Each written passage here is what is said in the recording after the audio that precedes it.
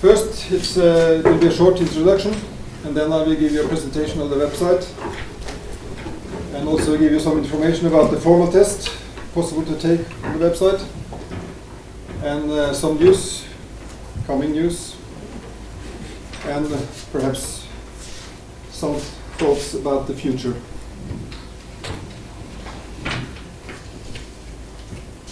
Citizen science. It's research conducted in whole or in part by amateur and non-professional scientists. It implies systematic collection of data testing natural phenomena and the dissemination of these data by researchers. Citizen science is sometimes called public participation in scientific research, and a lot of data is gathered by non-scientific people. So it's important to increase the interest and knowledge in identifying species, not only birds but also plants and all kinds of animals.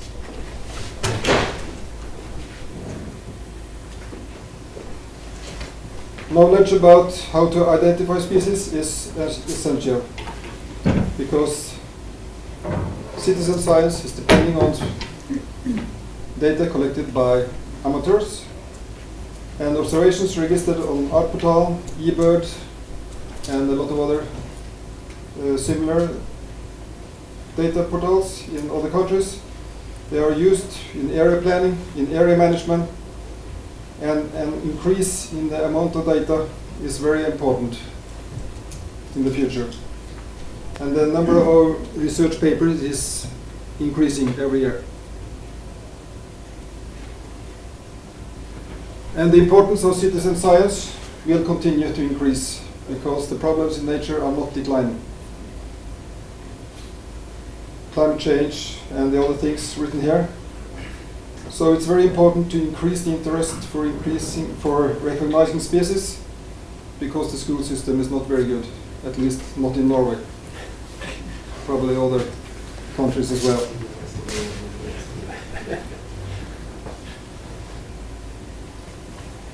According to birds, the systematic registrations of birds to follow their population trends are well developed in many countries in Europe.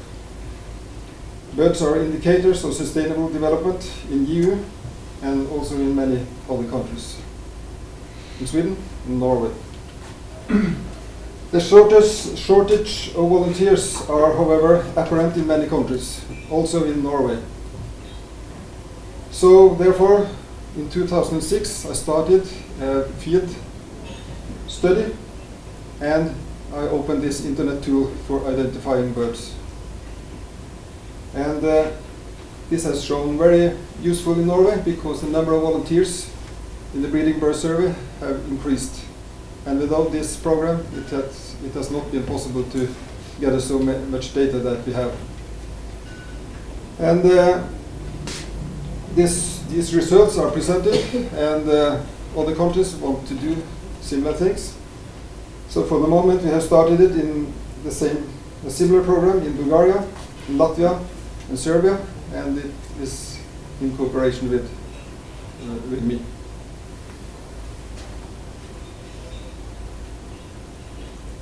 But I will use most of the time on the website. The introduction was only to tell that citizen science is very important, and that knowledge about species identification is very important. The main things on the website today is quiz, and information about the study, and information about the formal test. So I'll show you this website live. And for the moment it's possible to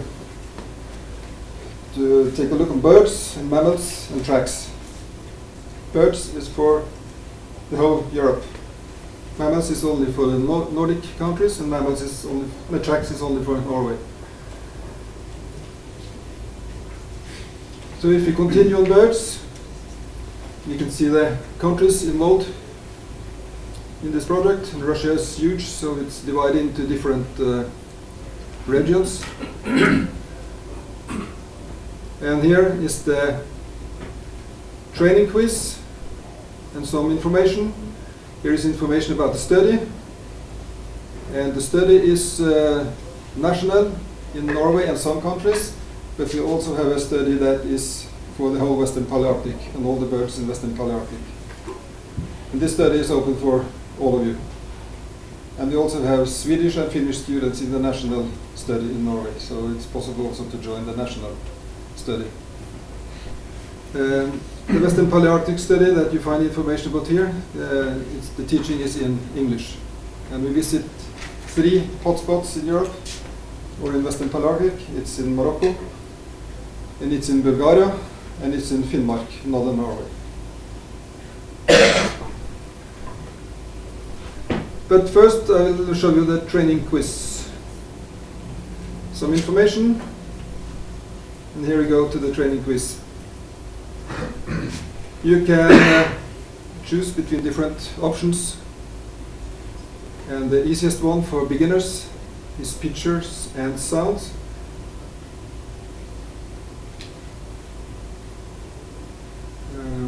It seems to be silent, but it should not be.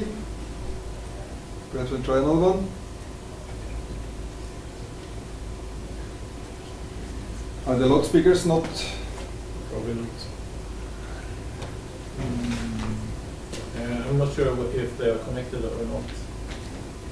Okay, is it possible to? Who can mimic a starling song? Yeah, can you? Imitating. They are. You have to turn on. There is a loudspeaker inside that box, or a tuner inside that box. You know how to do it, yes? No. More or less. But you have to start it, please.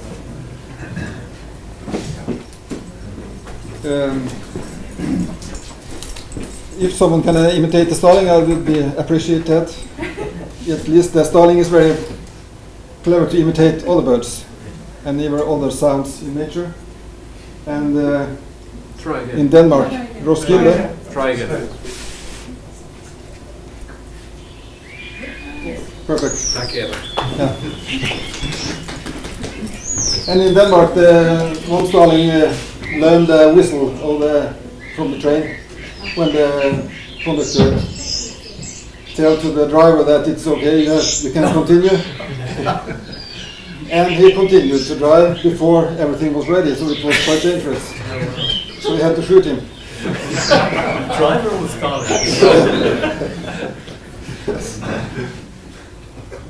Okay, here you have both sounds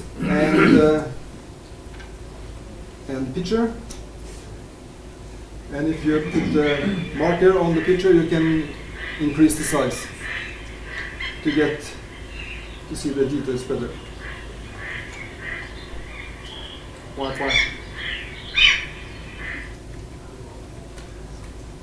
So what you can see here, that we have 5 alternative answers. And in this easy level, the alternatives are quite different from the correct one, so it hopefully is very amusing for beginners, children, to use this part of the website.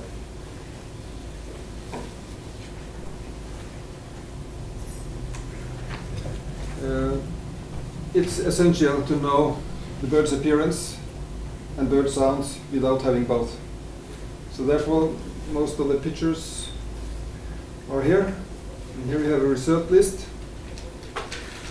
And you can choose language if you like.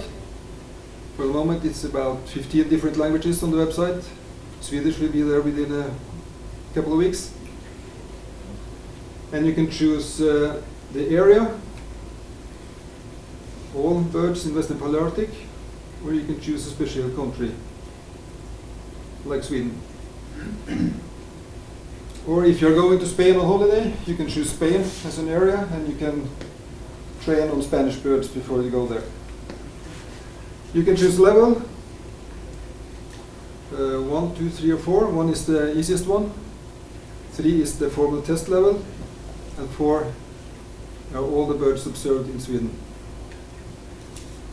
Also very rare ones. And you can choose the number of questions. So if you start here, on the easiest level, you know that one. And if you are correct, it's marked by green, you get 1 point, and you have 1 out of 10 questions answered.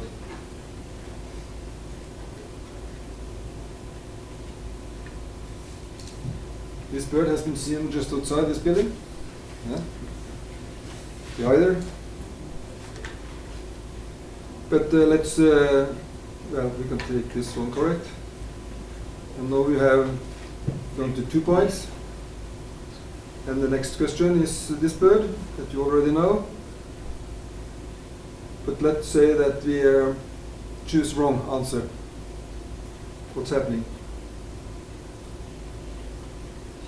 The green one is what you should have chosen, and the red one marks that you were wrong. The number of points went down from 2 to 1. That means you get -1 point if you are not correct. I got some emails complaining on this. But the reason is obvious. We don't like people that think they know birds doing bird service, so we want them to get angry and perhaps to learn something.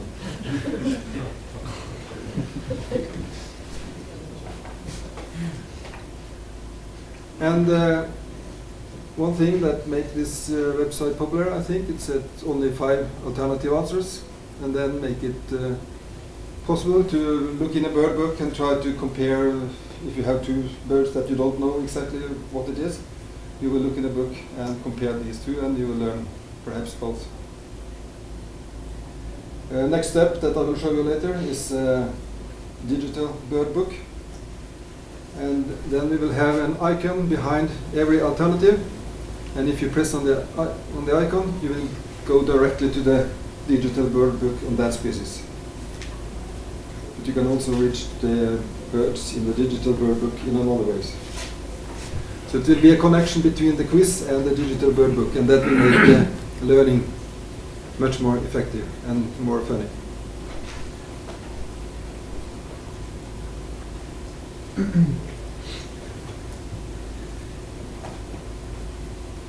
Bird sounds. Shall we choose Sweden again?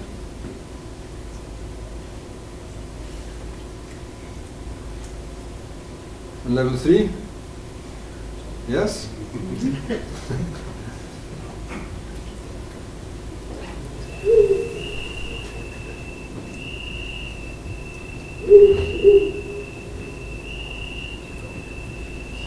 Well,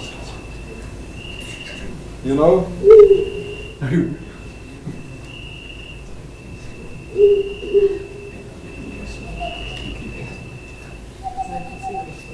Not the tegmans, not the eagle, not the tornado.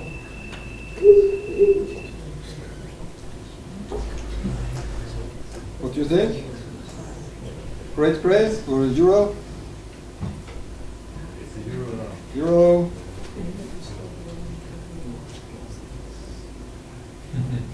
Very good.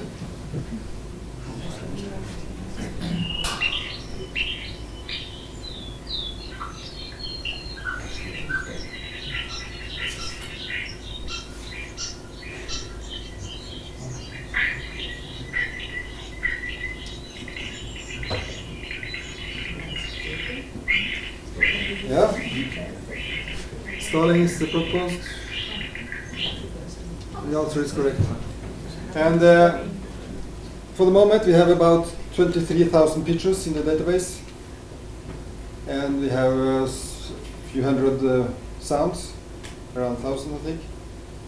And when you choose country and the level, all the pictures and sounds are tagged according to country and level. And from the huge database, they will show up arbitrarily when you choose, when you made your choice, and the next quiz will be different from the other ones.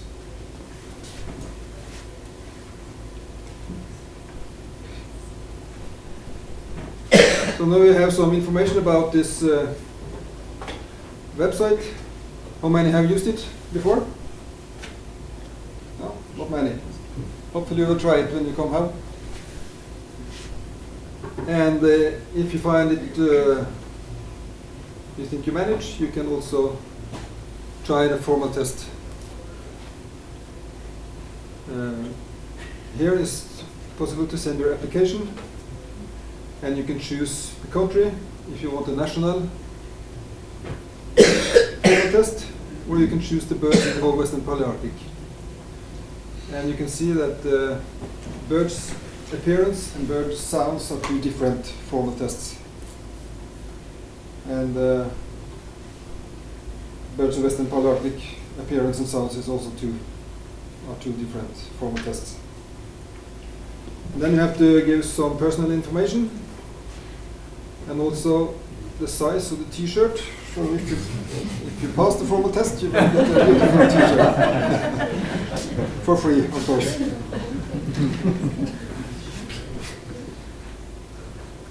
And then you press register, you get automatic feedback, and after a while, after the administration have approved your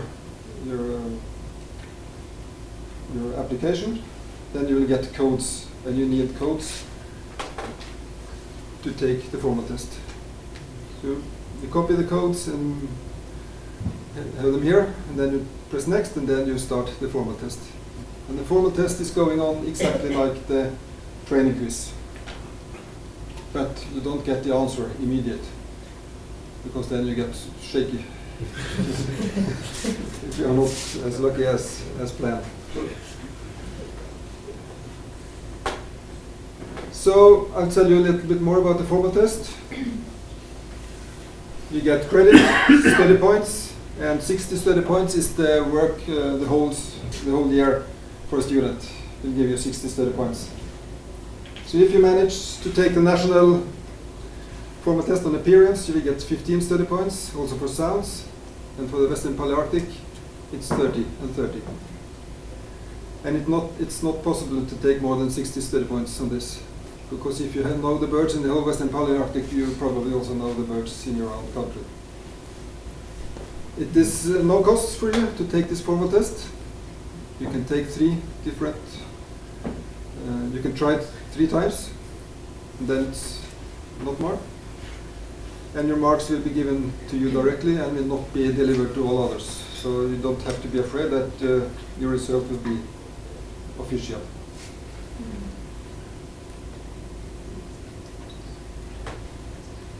In Norway, these formal tests can be included in bachelor degrees, in master degrees, and it will also reduce the students' loan.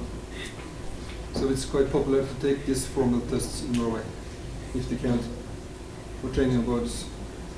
So here's some information about the number of formal tests taken after the 1st of January this year. And in Norway, the national test in Norway, we have 80 different tests, and also 31 from Italy, Serbia 13, UK 9, and from the other countries listed up here we have 23. But we also have a lot of formal tests, including all the birds in Western Palearctic, 83. And they are from all the listed countries. So when we started this in 2006, we were afraid that it will be increasing the first years and then declining in Norway.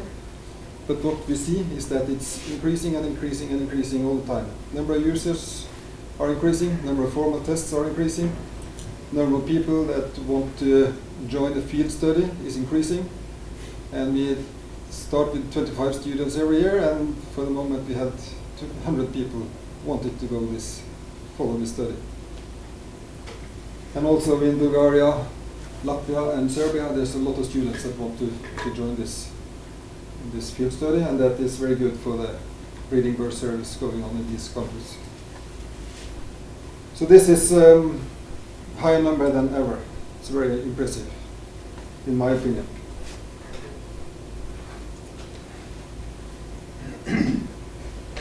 news to come on the website. There will be videos, so not only photos but also videos on the quiz. That means that you can see birds moving around, singing or whatever. And it will be a quiz separate from the pictures. It's more like what's happening in nature. And the digital bird book is free of charge. It will be available on PC, on iPad, iPhone, Android, and it will be free of charge on all those. I'll show you how we plan this.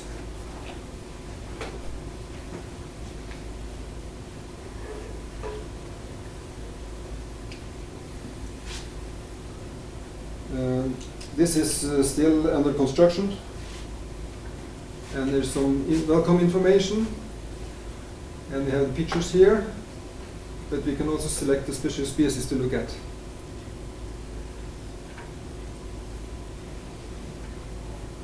Bee-eater, for example,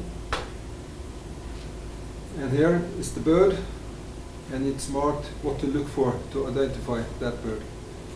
And it's also a short description down here that will inform you what to look for to know the species. Very beautiful one, but there are similar birds, also similar birds showing up in Western Palearctic, so it's important to look for the details. So here we have a few pictures with description on the picture. And it will also be some pictures here without description. So you can use what you have just learned on new pictures. It's also a short description of the sounds. And it's very, very difficult to learn sounds without knowing exactly what to listen to. And I can play the Sylvia warblers in Southern Europe again and again and again and again, and then they will not be there. But if I know exactly what is the difference and what to look for, to listen for, then it's possible to learn them, because they are different.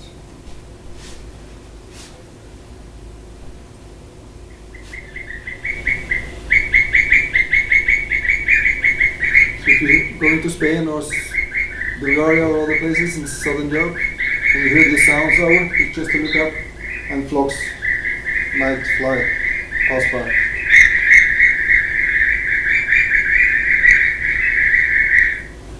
Here you can look at all the pictures of this species and try to open them and try to look at the bird and try to repeat the details that you learn up here.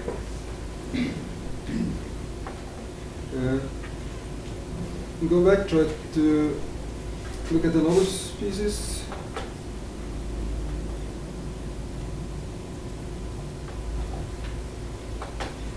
There's a willow tit, and it's marked that it's the one in Northern Europe, because the UK willow tits are not, they are very similar to the marsh tits. So we will have also pictures from UK willow tits on this page.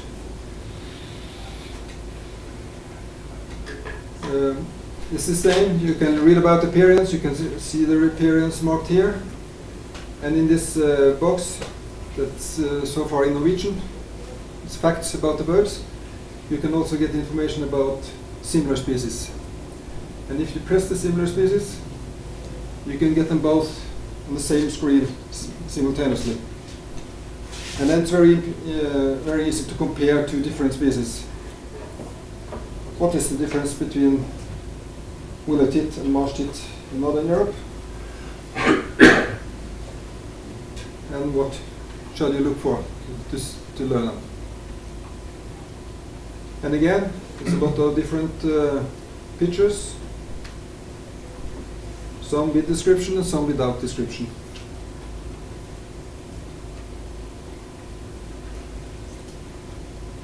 No, not easy. You can see that. So you don't learn it by looking on this page for 2 minutes. You have to also be out in the fields. So I hope this website will encourage people to go out in the field with binoculars and telescopes and learn what's happening outside. What will be more on this website? It will be a link to distribution maps. It will be a link to ecology pages written already from other websites, and some kind of other links, and it will be videos telling the difference between similar species and other videos.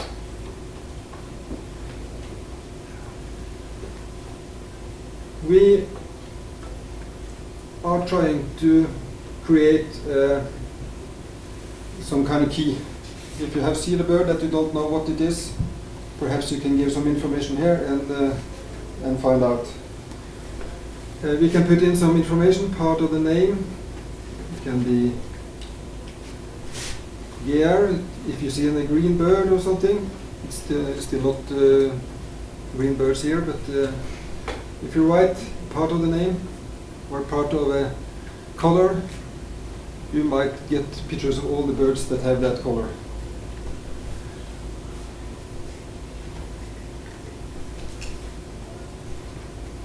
If you know the shape of the bird, you can find these birds by pressing on this silhouette. And if you want to have seen a raptor, you might know that it was a raptor, but you don't know exactly which one. Then you can continue in this key to see all the raptors. And then you can choose species, and you can see a similar species, like I just showed you, and then it is perhaps to find out. But we don't know exactly how this will work in the future, so if you have some good ideas, I will be very happy to that you let me know.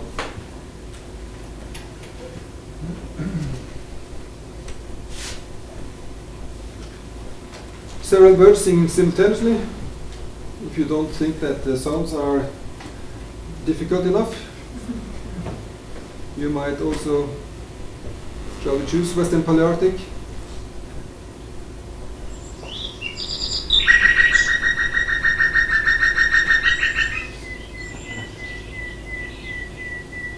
It's similar to being out in nature. Point count, hear a lot of birds.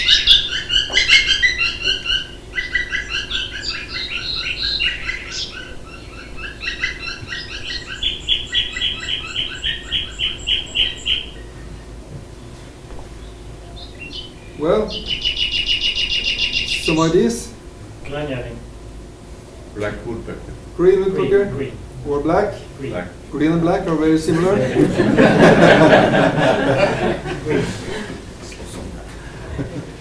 And the other one? What other ones? Nightingale? Green. Green. Okay, shall we try these three? Black and nightingale. Yeah, but this is, you have to concentrate very much, and it's very, I think it's very exciting to look at this. So the future, just a few seconds.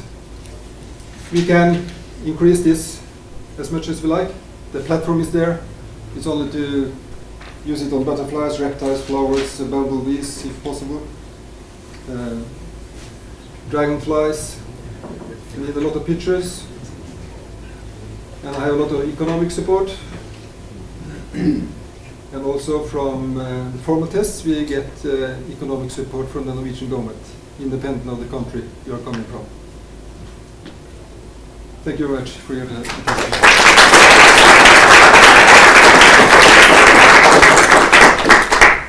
I'm sorry, we don't have time for questions on that one. So Okay. there will be a short break after the next talk, and then also quite a long lunch break, so everybody will be available for questions then. And also there'll be a discussion session later. So moving on to the next presentation, we have Johan Nielsen, who's going to present some stuff about the Swedish Arctic Garland. Swedish species information system. Jag tänkte jag ska ställa den här, den hamnar lite långt ifrån. Som du rörde Kristina som istället. Well, article on 20 minutes won't be easy, but I'll give it a try.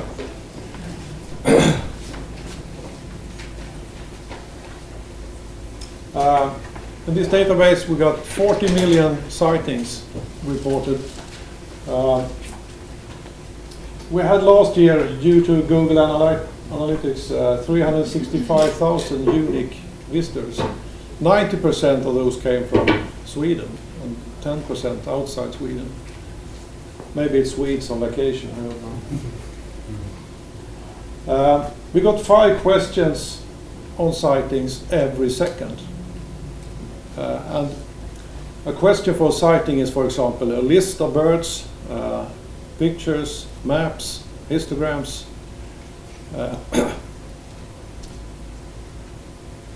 And a new sighting is submitted every 4th second, day round, year round.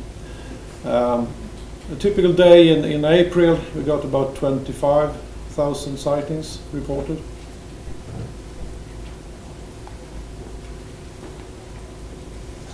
The species list contains 55,000 species,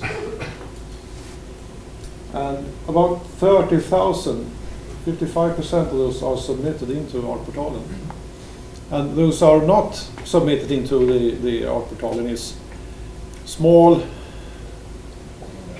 invertebrates or small, mostly invertebrates, I think. Is missing. Pictures are uploaded, and 25% of the submitted species has pictures on it. And we got about 500,000 pictures, just about eye spot.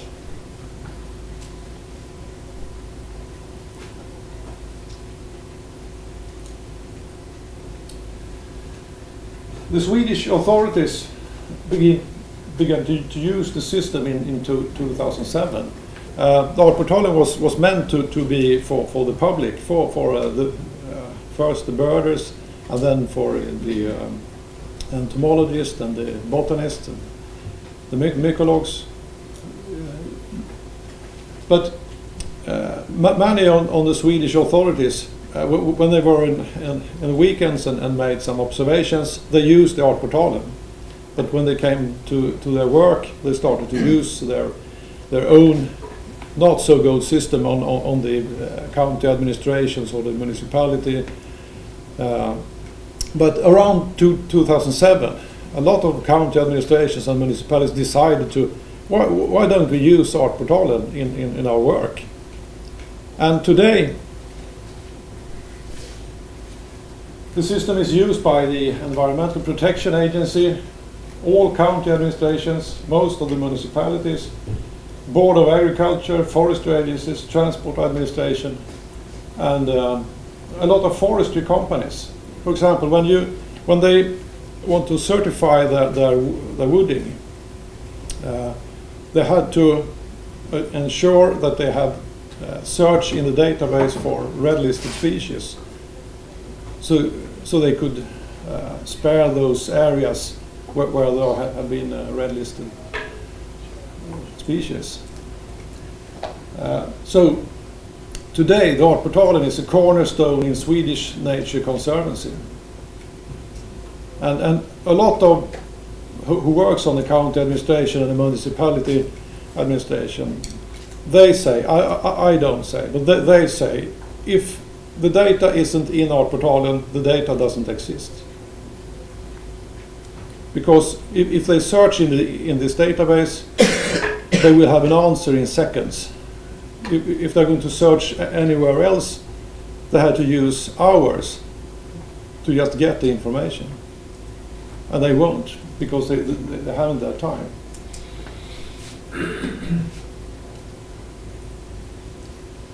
But 97% of the data is submitted by public. So those authorities only stands for about 3% of the data, which is a lot of 40 million observations. Anyway. A very good example is the early blister beetle, which occurs in early in April or in the end of March. It parasitises on bees, wild bees. And when my institution, the Species Information Center, made a book before 2002 on 111 red-listed evertebrates. Was that right? Well, Yeah, more or less. more or less. Yeah. They tried to find all known sightings of this very rare beetle, and they found four sites where this beetle occurred after 1976, and a couple more before that. If you look in Artportalen today, after observations of this beetle, the situation is completely different. And this species has not increased at all. All these sightings were there, but they were so distributed, and the information was so hard to get. So now there are 1,400 observations, and only 4 was known to the authorities 15 years ago. And back in 2000, the species was red listed as vulnerable. Today, it's listed as near threatened because of the habitat is threatened, not the species.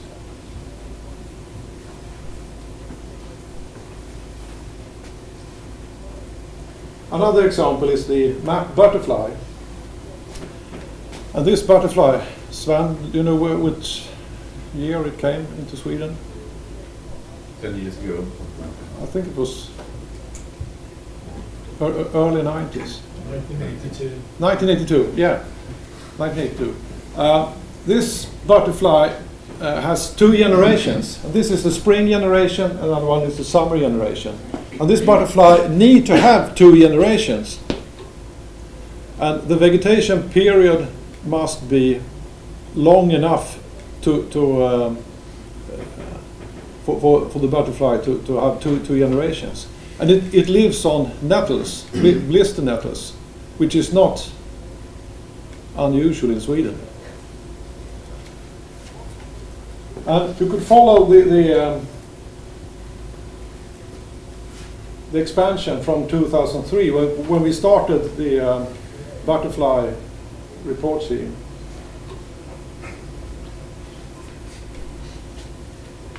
And if we continue 2011, 2012, and 2013. You see the northern dot is when the butterfly has migrated beyond the highland in Småland and the rainy parts of Västergötland, which is on both sides of the lake Vättern. So this year it would be interesting to see if that butterfly are going to spread north, any more north. The summer 2013 was very rainy, or the spring was very rainy, which could explain the low amount of records. It could also explain when people living here in Skåne, where this map is quite, it is one of the most common species, Lars, isn't it? One of the 20. One of 20, and I think that people start to that doesn't report it anymore because it's not a rarity. So the amount of observations, the amount of submitted observation will decrease. And in fact, this picture is from that dot up in Östergötland. So it was really a map butterfly.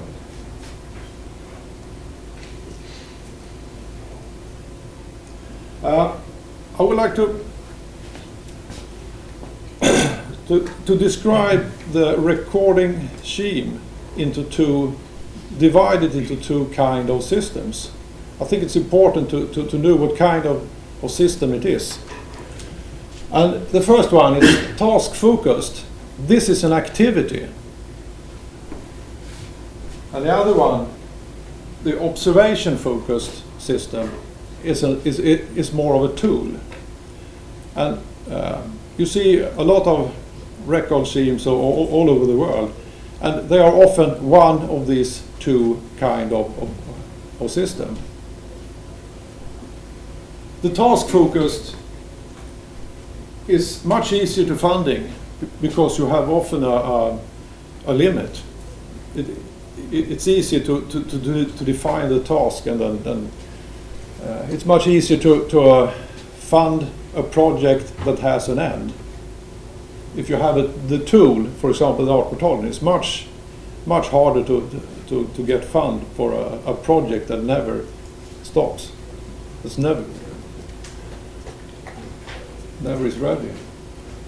A task-focused system is you often get very good statistical samplings.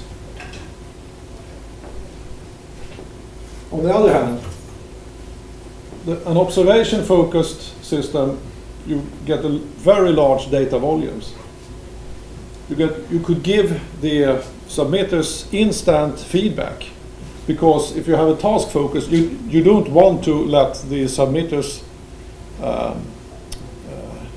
You want the observations to be independent from each other to get better statistical data. And with an observation-focused database, you don't need that. You just want to collect as many sightings as possible, and you get a high Facebook factor. I will come back to that later. You get a high reusability of data, because of the data in the task-focused is often made for a certain task. For example, if you are doing an atlas inventory, all you have after the task is done, you have a grid cell, you have a species, and you have a couple of years. It's very hard to use that data in another way than draw an atlas map for that period. Observation focused is much easier to use in a lot of other circumstances.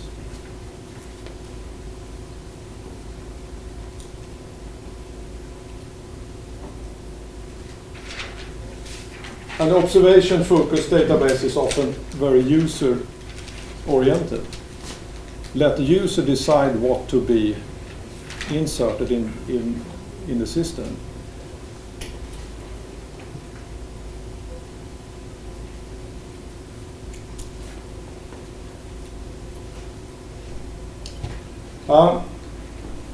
This is Eurobird portals that I know about. It's mostly Western Europe. And the orange is observation-oriented systems, and the lime green is task focus on a task. And it's a very big difference between these systems. But most of the European systems is observation focused rather than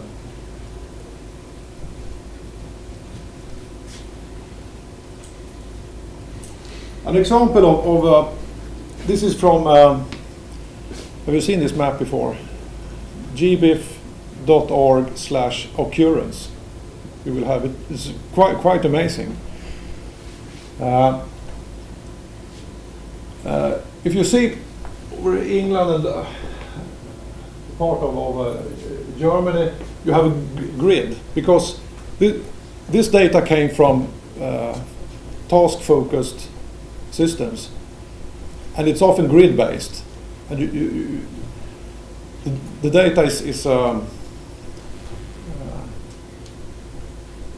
On the other hand, you have the observation-oriented systems. You have very good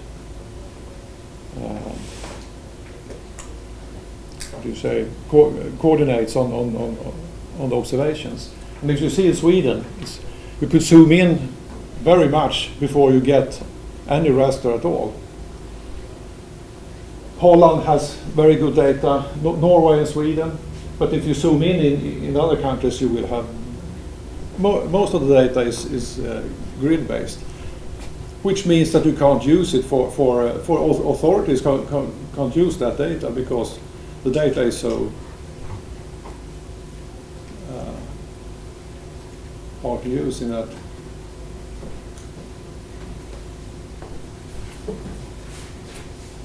I talked about the Facebook factor, and we started with this 15 years ago, and this is what Facebook is about. You get instant feedback what you have seen, and yes,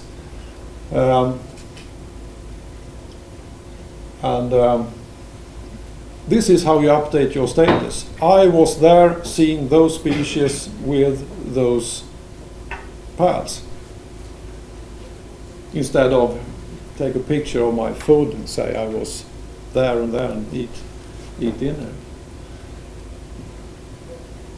And this instant feedback back to the users is extremely important if you want to have a large amount of data. And I heard a conversation once. Hi Claes, have you been abroad? Haven't seen you on today's bird for a long time. No, I had the flu. And this is like the old square. It's here you are to be seen. If you are not here, then your friends start to wonder where are you?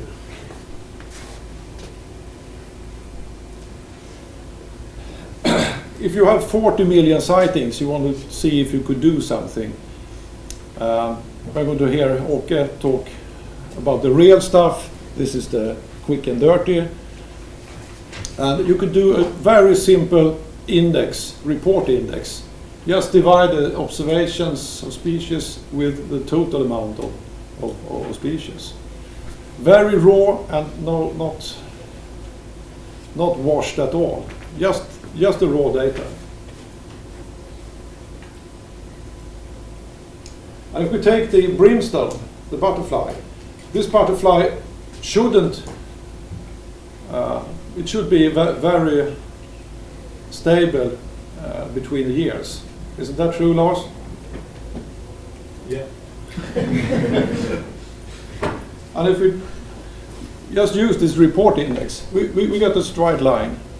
If we, on the other hand, take the ladybird, I think that's the name of this one.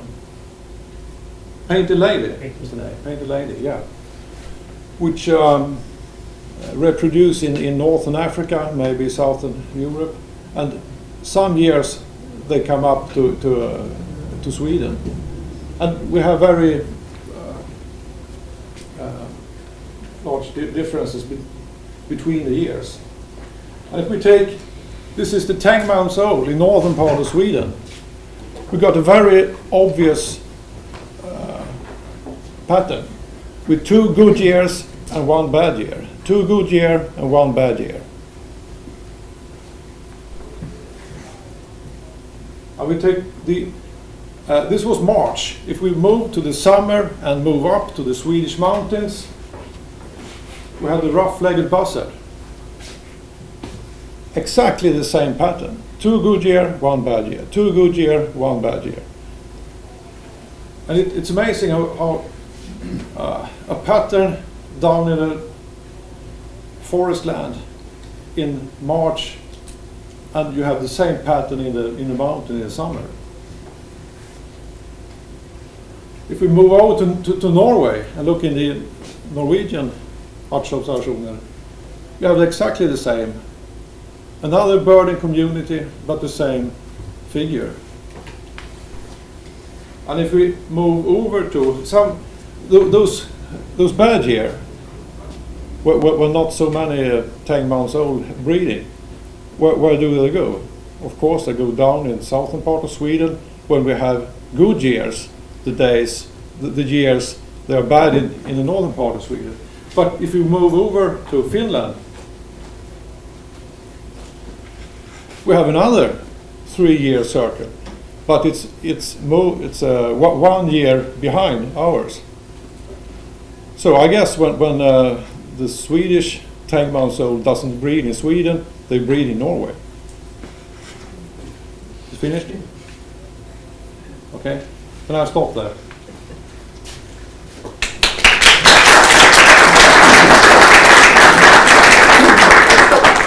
Stop very promptly, so there's time for one short question before we have a pause. Or I have some more slides.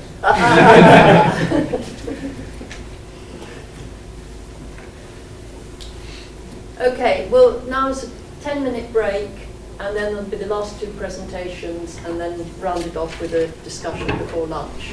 So everybody should be back here at 5 past.